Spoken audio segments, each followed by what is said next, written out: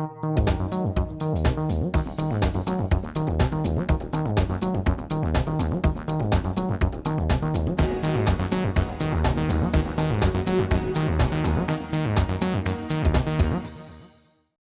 everyone. I'm here at the eclipse of the century. This just can't be happening. Well, actually, I'm going to, since it is the eclipse, I'm not going to ignore it. I'm going to start with the eclipse. You know, they're calling this the eclipse of the century because 99 years ago there was one like this. And the last one that was big was in '79. But I want to go back a couple of centuries. I want to go back to the Revolutionary War. There was an eclipse in 1778 during the Revolutionary War in which the country was fighting against oppression from the ruling nation, Great Britain, because it was not treating the colonies fair, and they weren't going to tolerate it anymore. So they devised their founding document of independence. And General George Washington at the time told his troops during the eclipse, during the darkest day, General Washington says, "This is a good omen." Turns out he was right? And we look back, they won, we became a nation. And the founding document stood for all men are created equal, and that the consent of the governed, we the people, this was because of the systemic inequality that was being experienced by all Americans at the time. And the founders thought that what we needed was a government that had the consent of the people. And that when, I don't know how many of y'all noticed this part, but it says, when it is shown that our country is not operating the way the people want it to operate, we get to change it. You know, we don't pay much attention to that, although we do in a sense in amendments. But saying that to say, here we are in the midst of an eclipse that we're fighting over our founding principles. We're looking back at heritage and asking ourselves, who does this country belong to? There are a lot of groups that are white that are saying this nation belongs to them. And many people are pushing back on that by denouncing the groups. That makes sense. I don't think that the right to free speech had anything to do with hate speech. So hate speech has no right in America. So in the case that right now we're denouncing loudly and often the hate speech, and mostly the groups are being denounced.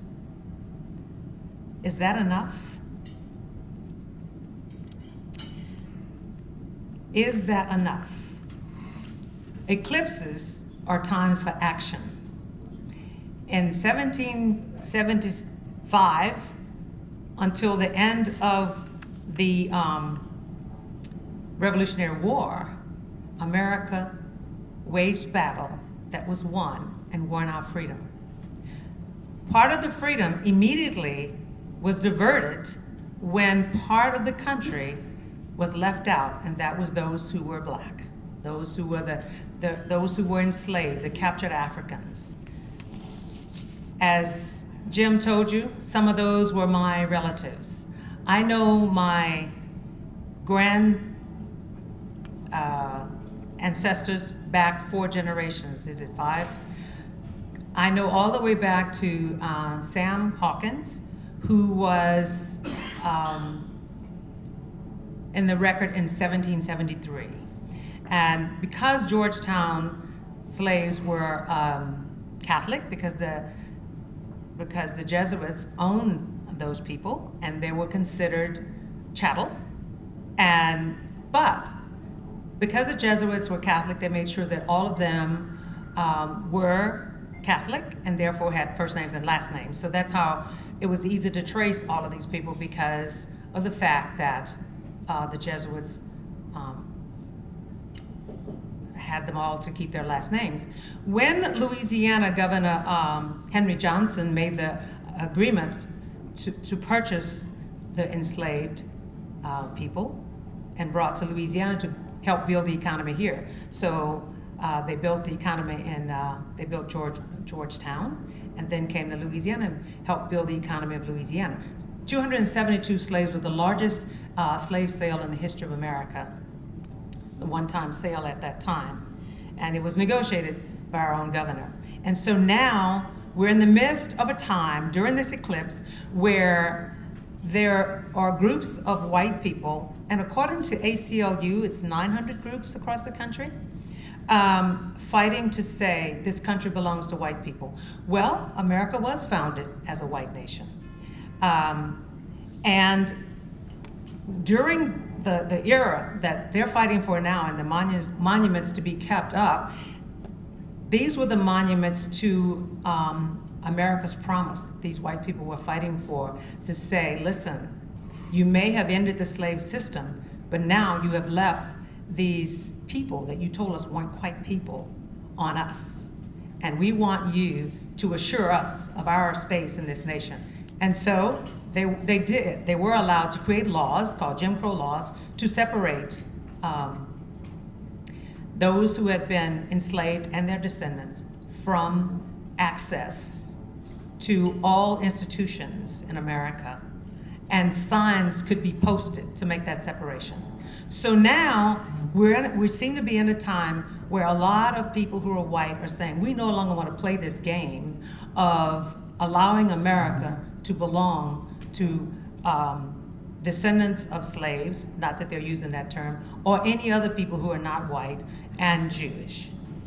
So a lot of people don't agree with that.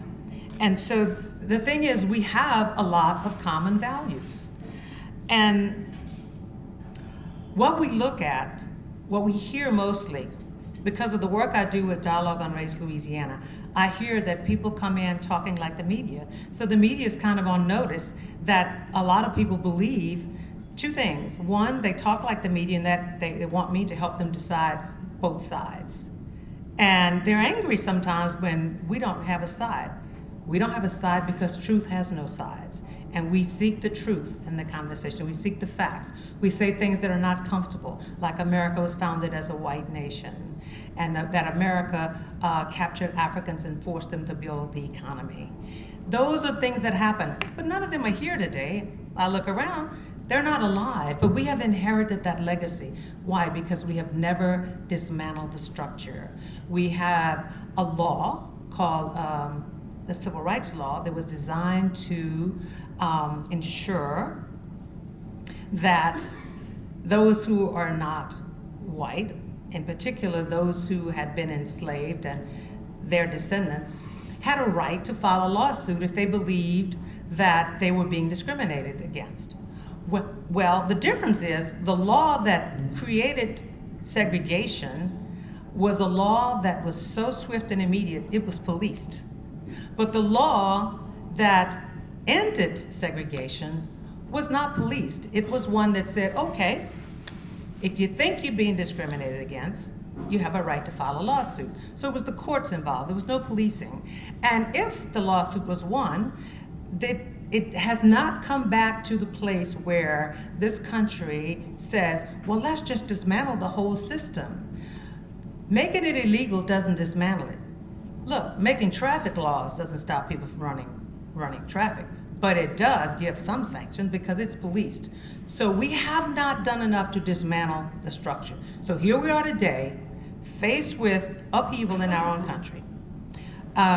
Chris Hayes has written a book called A Colony and a Nation, and he said he got that language from an African-American man who said, you know, we were a colony in the Revolutionary era, and we were fighting a nation, but we were on different soil.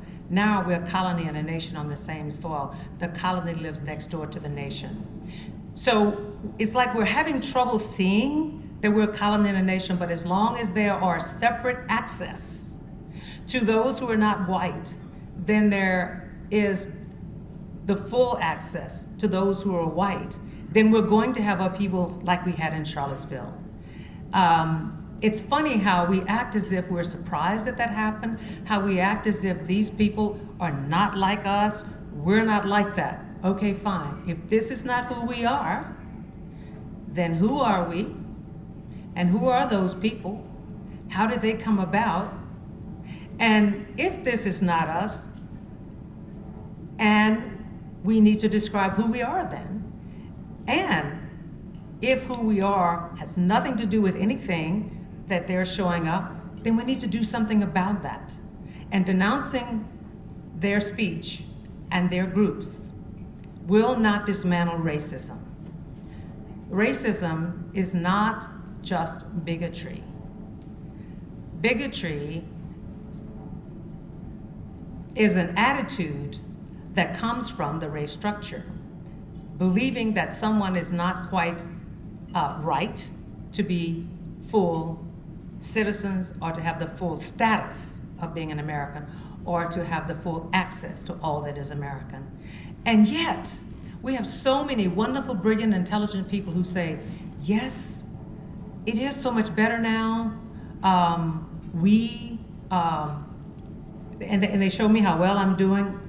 I know how I'm doing. They want to ask me instead of telling me how well I'm doing. But this is what people do. They tell me how well I'm doing. That's not right. Ask me. I would not be spending much of my life working to help people become awake and aware to the race structure that still is active if this wasn't important. And so I want to do what I can to help people see this, because a lot of people helped us get this far. And so how far are we? Let's talk about those common values.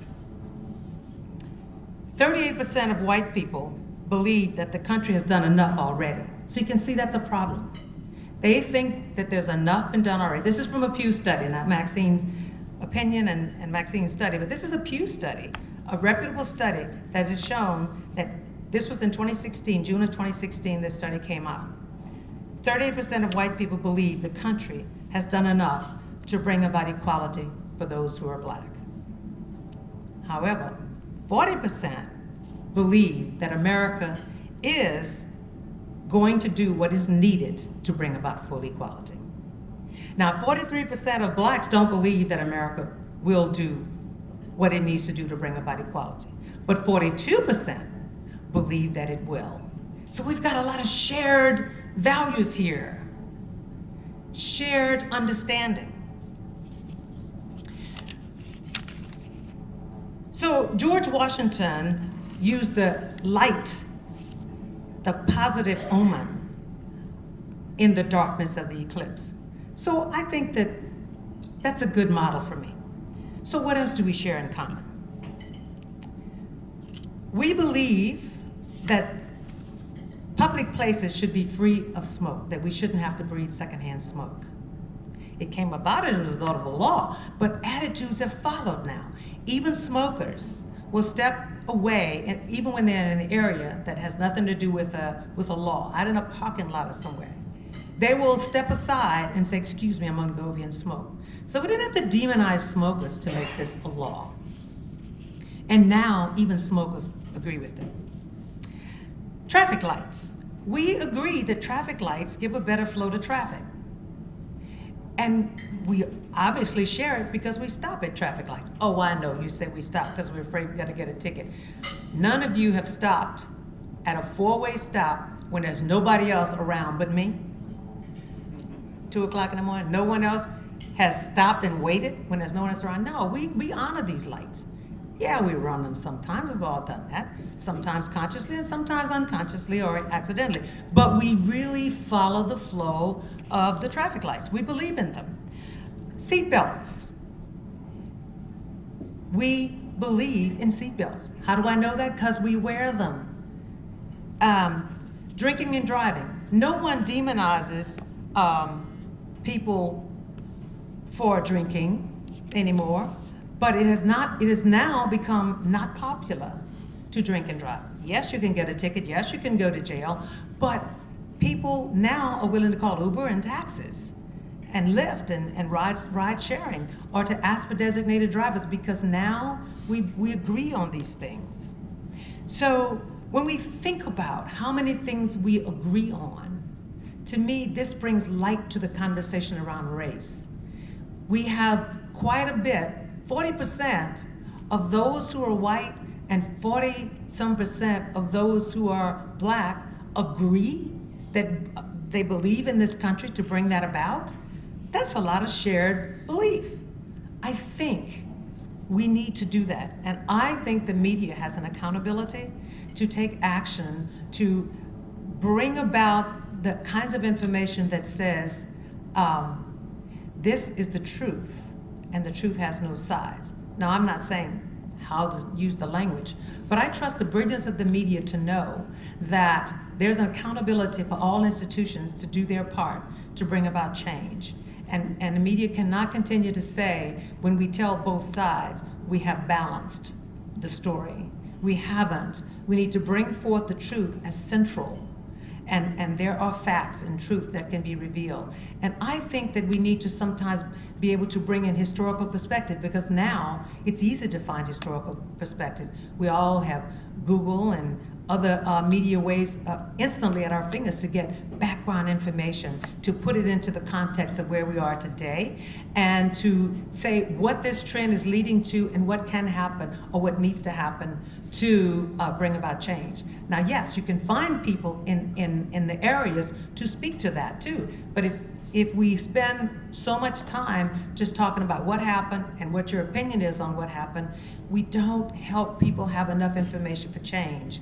And it is possible for media to do that. All of our institutions need to take an account of how we are operating around race and how we are moving this conversation forward or holding it in place. So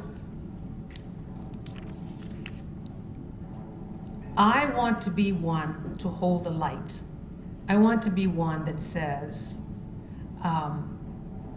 this is our country, and even where there are mistakes made, we have the brilliance of founders and the light that was held by the general who became the president.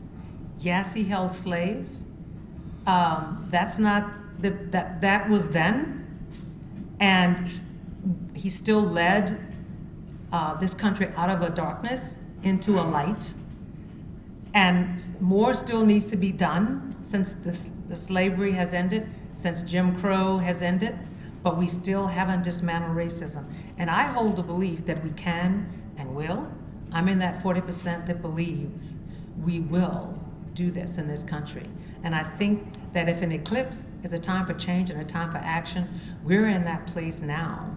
And I do believe that that's why I wore black, for the covering of the moon to the sun, and the sparkles of gold for the golden light, because I thought, I want to be one who holds the light. So where you see the flickers of gold that I'm wearing, it's the light that I'm bringing as much as I can in this darkness of time. And I believe our Dialogue on Race, our original series, brings light. That's why for 5 years, and before that, when the YWCA housed the program, we've continued to hold the light for change. And a lot of people are surprised that we're centered here in Baton Rouge. And I said, yes, we're centered here in Baton Rouge, because Baton Rouge is a racially divided city. It's highly racialized and it's highly visible. And we can change that. And there are people working on it. And bless all of you who are doing the work of change. And one of the best works of change you can do is to be able to talk openly and with candor about race. Don't be afraid that you're going to offend someone because you're asking questions and because you're speaking truth. And be willing to speak truth to power. I've done it to the detriment of sometimes thinking they were about to fire me. But my principles of wanting to hold the light continued anyway. So don't think of truth as darkness. It is light. I I want to hold the light, and I will continue to do that with Dialogue on Race Louisiana. And I invite all of you to participate in a Dialogue on Race series. If you haven't, I have some alums here in the room, Jim being one of them. And I saw Bill here early, Bill, one of them. And so it's easy to find us, Dialogue on Race Louisiana Facebook page and Dialogue on Race Louisiana website. So I'm just thrilled to have been here on this eclipse of the century and bringing the light from the history that was brought by our founding president, George Washington, and to say that many other people have brought light just like he has, including, yes, Martin Luther King and other dangerous Negroes. You see, I call Washington a dangerous Negro, Lincoln a dangerous Negro, and Martin Luther King a dangerous Negro, and I'd like to be a dangerous Negro. King called for all of us to be dangerous Negro. If dangerous Negro means I will change the status quo if it's not working for us. That's the light. Thank you. Maxine Crump, I have a question. What about refugees? You are limiting it only to race. You want to include refugees in the story that you are telling in Louisiana? Many of the refugees of color have the biggest problems. I don't know of refugees who, I'm sorry, say that again? I am a Semitic. I'm neither white or black. I mentioned that those who are marching for this country to remain white also said they did not want Jews. So that's a part of what they said. Our dialogue is on race because race was a construction in America. America allowed for institutions to construct and have the right to deny access to those who were not white. And yes, some of them did deny those who were Jews. However, when the Jews went into business, blacks did do business with the Jews because the Jews also gave access to those who were black to be served by their businesses. Sue. Maxine, how do we open that door and ask that first question? I mean, I asked Rona Wilford about this quite some time ago, but how do we open that door and ask that first question when we've all been taught it's not polite to talk about it? Yes, and that is definitely something that is a hard part of talking about race. Can you repeat the question, please? Yes. The question was, how do we open the door to talk about race when we've been taught that talking about race is not a polite conversation? And I think that parents meant well when they said it's not polite to say, to use certain words around race. And so children interpret these things. It wasn't really clear. But if no one ever changed that for you, or you didn't see any model for the conversation, it's going to be hard. So, and you know, white is normative, and whites are used to being comfortable, and so it doesn't seem right at some unspoken region of the brain to have to feel uncomfortable when talking to a person of color, because the hierarchy, you could always talk to them, but in their places. But now to speak at the level of equality is very, very hard.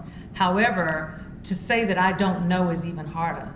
So I think I would recommend that people start with, I really want to talk to you about race, and it's a very uncomfortable subject to me because my background it wasn't modeled to me to talk about race, and I don't really know quite how to talk to you. And can I ask you some questions about race without treating you, help me to know how not to treat you as if I'm asking you to speak for all people who are black. I just want to ask you some questions that you give me your response to. Is that okay? Get there okay, and then go. If they say no, well then you got the answer. Now you don't have to be uncomfortable talking to them because they said no.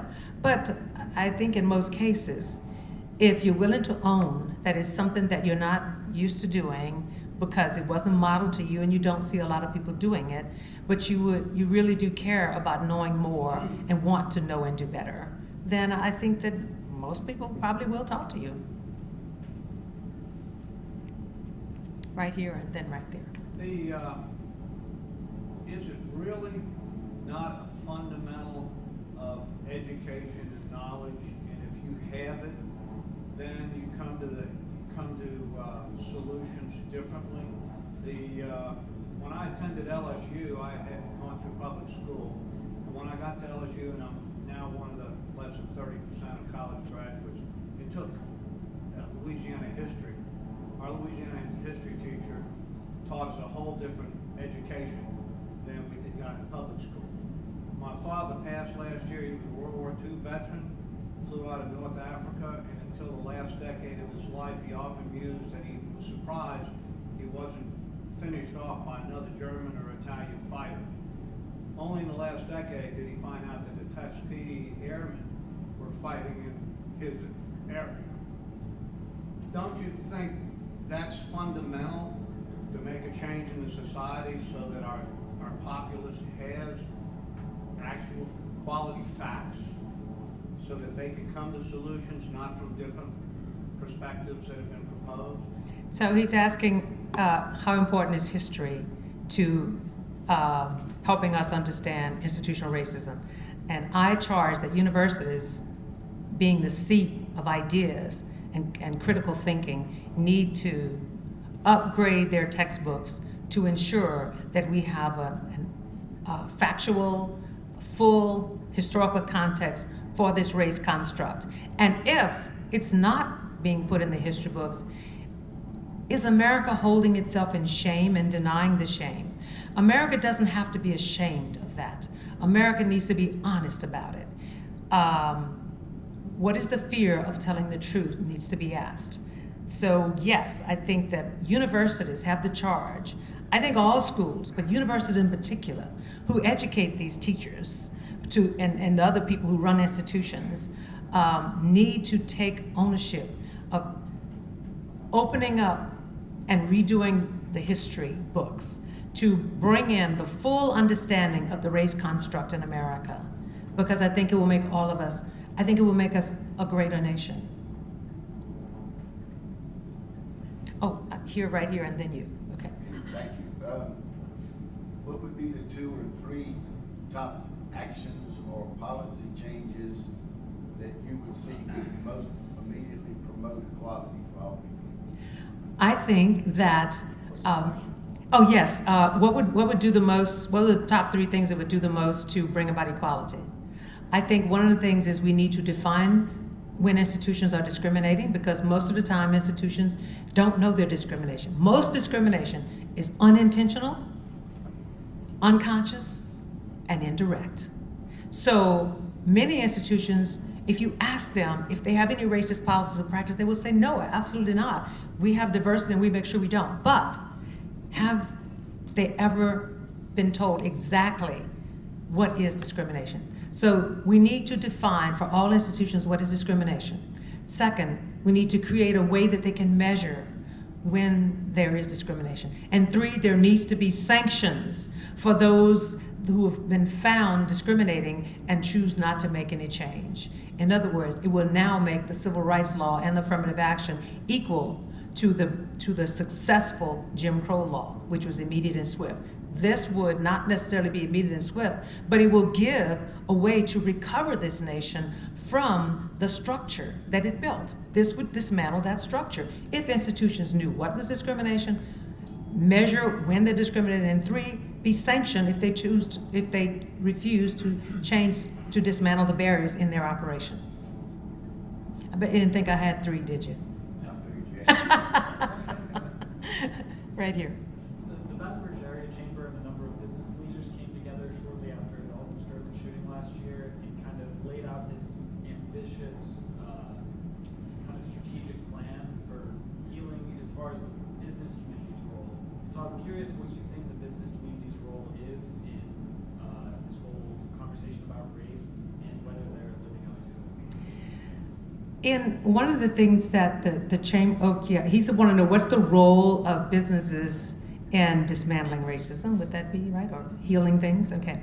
And we can't heal until we've discovered the problem. So if I go to the doctor and I say I'm sick and he just gives me some medicine, may or may not work. So, but if he can find out what's going on, and so how he finds out, or she finds out what's going on, I can feel the women in here saying, or she, yes, he or she ask a set of questions to find out where the problem is. So we have to find what specifically is the problem.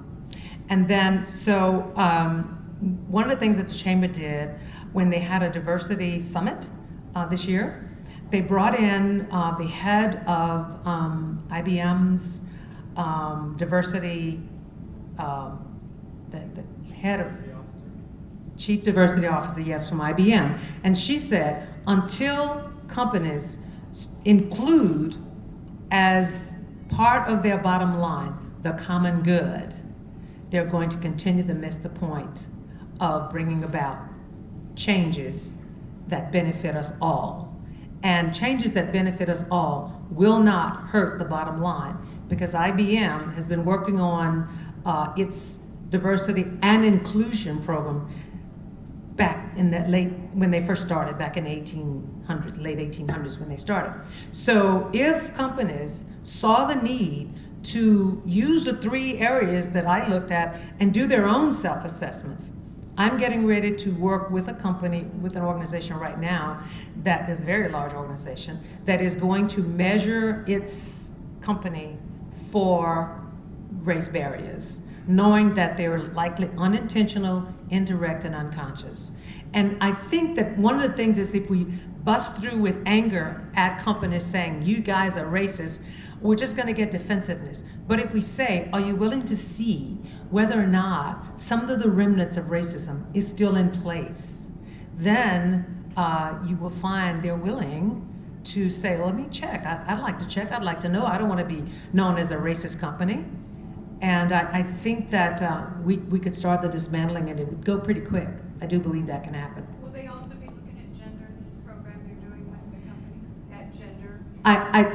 I don't think that's part of it, but what I find is when movements to end racism start, it ends up waking up sexism, homophobia, many other intersections of oppression. Earlier, Maxine, you said that Baton Rouge was racialized. What do you mean? Clearly, you can look at the land masses. There are large tracts of land where whites live. So the question is, what is so important about whites living with each other? You know, that question doesn't get asked. We ask, why is black on black crime? But we forget that the Civil War was whites fighting whites.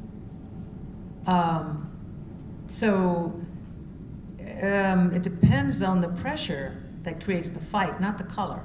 So, but Baton Rouge is laid out racialized. And the large tracts of land belonging to whites came about in 2 ways. One, because first off, they were the only ones who could buy primary land until the Housing Act of 1968. Then when blacks were able to move into some of those areas, particularly North Baton Rouge, where whites had the largest areas, then whites left and moved further east and south. So is this movement just coincidental? Did all of a sudden Blue Bonnet become just a great place to live? Or did they have to clear a lot of land to build houses out there? It was the woods before. So the movement kept going in that direction, largely to whites. And I love it when I'm saying this, when people say, well, you know, we have black people live next door. Your area is largely white, that's the point. Maxine, Mike. here's an elephant in this room of race that nobody wants to talk about, really. In the 1857 Dred Scott decision, the Supreme Court said that even though enslaved Africans in America were human, they have no rights because they are not legal persons. And if you'll recall,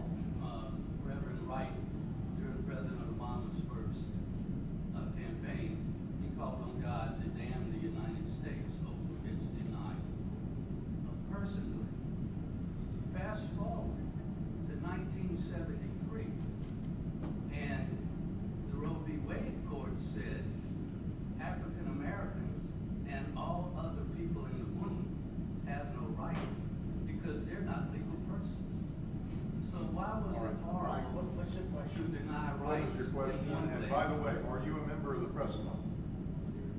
Yeah, Pardon me? not at the moment. Well, then you should have asked a question, but Maxine, if you'd like to I'm sorry. respond, please do so. I'm not fully, I don't know where. I don't quite get the question.